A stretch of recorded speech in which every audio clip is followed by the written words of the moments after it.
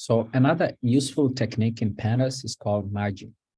This is just a technique that allows us to combine data or data sets, or two data sets based on a common column or indices. Now, if you have some background on knowledge in SQL, then you might be familiar with the join operations like inner join, outer join, left or right joins. Okay, this is just similar to that. Again, what makes merging very flexible is that actually it includes all these different operations like outer, inner, left or right joins, right? Which essentially is just a Cartesian product of the joined rows. Let's look at an example. Suppose we have two data frames. The first data frame, okay, using a dictionary, can construct that. Then also the second data frame. So each of these data frame has the following columns: product ID, food product, and brand, and corresponding values. So let's run that and can see we generate two tables from each of these data frames, right? Now, to use this function, pd.merge from Pandas, it allows us to pass two arguments or three arguments, right? Parameters. So the first is a first data set, df1, df2. These are the tables we want to match. Then we pass some parameters here. In fact, let's look at some of the parameters here that comes with merge. So we have the following parameters. This is the syntax. We have the parameters here. So how here specifies the type of joins we want to use, whether it's left, right, outer, inner, or cross. Okay. Then on here, we specify the column or index levels, right? Where we want to join for the two tables. And again, you can see we also have different parameters, which you can also go over.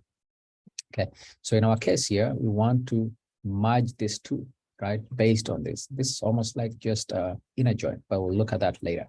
So we pass this, and you can see here, it only returns all the rows that match the product ID, so that now we have 101, 102, 103, 104.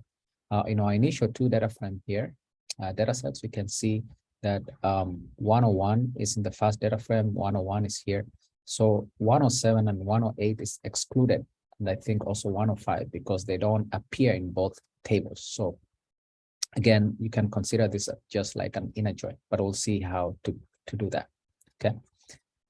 Again, here we can merge using multiple keys. So the first key here is product ID. We can add another product ID, maybe let's say food. Please, you need also to type as it appears. So product. Okay, and you can actually print that one out. You can see here, it just picks that and kind of rearranges that based on the product ID and food product. Now, again, we can also match based on the index. Again, here you just specify right underscore index, right? So we have that, and left index. So as you can see here, this just allows you to match based on the index of both of them. So if you do that, you can see we have the index for the left data frame, and the index for the right data frame. So essentially here, we're just joining them adjacent to each other. Okay. Now let's look at the different types of merge, right? So here, the first one is the inner join. Okay, the inner join here returns all the rows. So let's look at an example here. So we have this difference. So the inner join here returns all the rows from both the intersection between the first data set and the second data set. Okay, and how to do that is the same thing as we've already seen. So on, then here we specify how. Okay, so how here, we'll just say how, then we say we want to do that inner join. Okay, simple as that. So we print that one out, and you can see it returns only those records or rows that match both tables. Okay, we've already looked at that. Again, here, outer join. So we go here, outer join, which is the same as this. It just returns. So you can see here, for outer join, it returns rows from both tables, right? Joining records from left and matching keys in the right table. Okay, so let's look at the results here. So we print that. One thing that you'll see happening here, you can see we have NaN here. So we'll only return complete records that appear for both tables. So for example, here 101, we have corresponding 101 in table 2 or data set 2. But here for this index, right, 105, we don't have a corresponding 105 here. So here will be populated with none, meaning not a number. Okay, so just keep that in mind. Similar here. So the index for this is 107, but we don't have a corresponding 107 for data set number 1. So that's what the full outer join or outer join, as we say that, as we call it. Then left outer join just returns all the rows from the left table.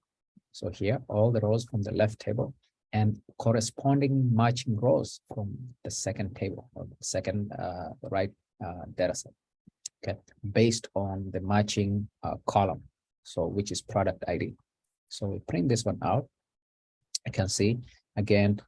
So based on the product ID, all the product ID for the left table, we're using this as an index, right?